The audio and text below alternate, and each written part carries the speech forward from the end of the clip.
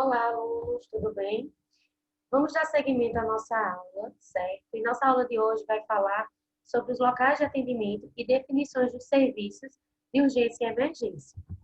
Então, as nossas competências e habilidades para essa videoaula são conhecer os locais de atendimento, definição dos tipos de atendimento e compreender os diferentes tipos de transportes de resgate e salvamento, onde cada um tem uma função específica, certo? Para estar atribuindo a urgência e emergência. Então, quais seriam esses locais de atendimento? Então, ó, o pré-hospitalar fixo são estruturas físicas fixas, que são as unidades básicas de saúde, que mesmo por serem básicas de saúde, elas podem receber esse paciente, né, com uma urgência e emergência, e daí ele ser encaminhado para outra estrutura. Ambulatórios especializados, unidades de pronto atendimentos, que são as UPAs.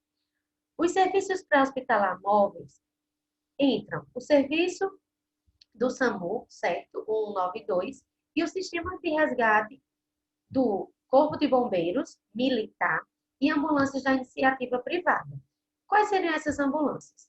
De hospitais e instituições privadas, assim como também bombeiros civis. Então, eles também dispõem desse tipo de serviço. E a rede hospitalar é uma rede de média e alta complexidade. E essas definições, como são as definições? Então, a gente escuta muitas vezes falar sobre primeiros socorros, APH, atendimento pré-hospitalar, resgate. E quem fariam esses tipos de atendimentos? Então, primeiros socorros é todo aquele atendimento, aquele primeiro atendimento que é prestado àquela vítima. Então, esse tipo de atendimento, ele pode ser realizado por leigos, certo? Ou pessoas que tenham esse conhecimento técnico-científico para estar realizando tal procedimento em tal situação. Porém, esses primeiros socorros é algo que é impactante na vida da vítima. Quem o realiza pode salvar a vida daquela pessoa. Importante, primeiros socorros, hoje, ele é ensinado e adaptado em todos os lugares. Sejam para crianças da pré-escola, sejam na autoescola, em aulas eletivas. Então, tudo isso é realizado em primeiros socorros. Então, não precisa ser somente o profissional habilitado em fazer. Já o atendimento pré-hospitalar, o conhecido APH, esse tipo de atendimento, sim, esse deve ser realizado, certo? Por um profissional habilitado, seja ele técnico de enfermagem, enfermeiro, médico, desde que ele tenha conhecimento técnico-científico para realizar esse tipo de atendimento. O resgate, geralmente, ele é realizado pelo Corpo de Bombeiros, ou seja, pelos bombeiros militares. Por quê? O próprio nome já diz resgate, resgatar alguém de uma situação de perigo. Então, muitas vezes, esses profissionais, eles obtêm de materiais específicos para conseguir fazer o resgate dessas pessoas. Exemplo, uma pessoa caiu em um buraco, tá? Esse buraco ele é de difícil acesso, não tem como chegar, não tem como pegar a vítima de todo jeito. Então, essa pessoa, essa vítima, esse paciente, ele vai ser resgatado, certo? Por esse tipo de serviço, que aí vai ter ferramentas para ajudar nesse propósito. E os tipos de ambulância? Então, os tipos de ambulâncias e os tipos de transportes utilizados nesses atendimentos, eles vão se diferenciar em relação ao tipo de pessoas que estão dando esse suporte, aos tipos de profissionais que dão esse suporte. Então, a gente vê aí na imagem. A ambulância tipo A, certo? São ambulâncias comuns de transportes, aquelas que são destinadas ao transporte do paciente em decúbito horizontal, onde geralmente não apresentam risco de vida, mas eles precisam ser removidos, né? É uma remoção simples e de caráter eletivo. Porém, esse tipo também de ambulância, ele pode ser utilizado em um caráter de urgência para fazer transferência de pacientes de unidades hospitalares. A ambulância tipo B é aquela ambulância de suporte básico, certo? Então, geralmente é essa ambulância do Serviço Móvel de Urgência, do SAMU. Esse veículo ele é destinado ao transporte intra-hospitalar de pacientes com risco de vida, certo? Ou seja, eles são retirados do local e são levados para uma estrutura física, ou seja, para uma unidade hospitalar. A ambulância de resgate, que é o tipo C, certo?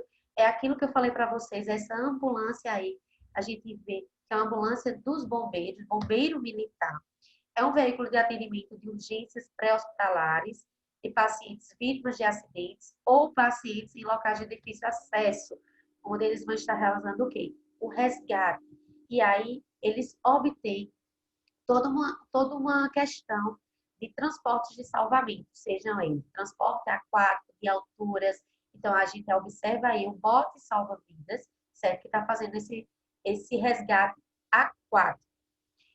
A ambulância tipo D, que é a ambulância de suporte avançado à vida, é aquela que vai dar suporte ao paciente que ele precisa de um atendimento mais emergente, ou seja, nas emergências, onde ele apresenta risco de morte, tá? Então, esse tipo de paciente que faz uso desse tipo de transporte é aquele paciente que precisa de cuidado intensivo. E a gente observa aí na imagem que o que é que vai diferenciar ela de uma ambulância, né, do serviço móvel de urgência, como a gente viu anteriormente, a tipo B. O que diferencia ela vão ser os equipamentos que compõem essa ambulância, tá? Porque a tipo D, que é essa que a gente vê aqui na imagem, ela vai dar esse suporte intensivo ao paciente. A tipo E são aeronaves de transporte médico, certo? Geralmente são helicópteros, porém pode ser também avião, certo? De pequeno porte, vai depender do local. Então, tanto os SAMUs, eles dispõem desse tipo de aeronave, polícia militar, bombeiro, certo? Então, isso aí é uma aeronave de transporte médico, tipo E. Já de tipo F, são embarcações de transporte médico. Então, essas embarcações, elas também, em relação ao modelo, elas vão se diferenciar. A gente vê muito embarcação, né, no norte do país, lá na Amazônia, onde as cidades, elas são conectadas, elas são ligadas através do rio. Então, esse é o único meio de transporte, né, juntamente com aeronaves, que podem chegar em determinados locais. E o que é a regulação? Geralmente, quando a gente faz uma ligação, certo? Lá para o SAMU, para o Corpo de Bombeiro, ou quando eu sou ali, estou atendendo uma vítima, estou atendendo uma vítima enquanto profissional, técnico de enfermagem ou enfermeiro, eu vou estar ligando para o médico regulador, que ele vai dar todo o contato, tudo que vai poder ser realizado com aquele paciente. Então, ele também é quem autoriza o transporte desses pacientes, certo? O médico regulador, geralmente médico, o regulador ele fica na central e ele vai dizer se a ambulância pode ou não pode ir. Ele libera ou não libera, através do que ele ouve, né? Através da ligação que ele recebe. E essa comunicação, quando ela é de um civil, né, para esse resgate, para esse atendimento, ela é feita geralmente por telefone, e esse contato do profissional que está ali atuante nessa ambulância para com a regulação, para com o médico regulador, vai ser através do rádio obtido dentro da própria ambulância. O atendimento hospitalar, né, as unidades de emergência hospitalar e ou os prontos-socorros, eles vão oferecer esse atendimento direto ao paciente. É um atendimento ininterrupto, ou seja, a gente não tem pausa nesse tipo de atendimento. É algo que funciona 24 horas por dia. E esse vai atender adultos, crianças, idosos, todo aquele paciente que necessite de atendimento hospitalar. E é através disso também que a gente observa o fluxo, né? esse fluxo é grande e ele aumentou esse fluxo agora na pandemia em virtude da Covid-19. Então, as unidades de emergência, elas são caracterizadas por esse alto fluxo intenso de pessoas. E essas pessoas, elas procuram essas unidades por diversos motivos. E aí, vai ser realizado todo um processo para poder iniciar o atendimento dessas pessoas. Em relação à planta física, né, dessa unidade hospitalar, essa estrutura física, ela deve seguir um padrão, ela deve seguir uma lógica que está regulamentada na portaria RDC, número 307, de 14 de novembro de 2002. E o que é que essa norma, essa portaria, ela traz? Ela estabelece, né, as técnicas para elaboração de projetos da estrutura física, arquitetônica, símbolos gráficos, desenho técnico e toda a organização física para estabelecimentos assistenciais de saúde. Por que e para que isso? Para que todos os hospitais, todas as unidades hospitalares, elas tenham um fluxo direcionado e como conseguir atender todos esses pacientes de forma clara e objetiva. Essa portaria eu vou deixar para vocês darem uma lida e uma olhada também, certo?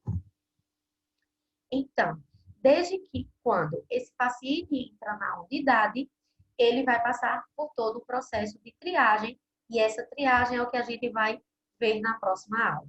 Aguardo vocês e até lá!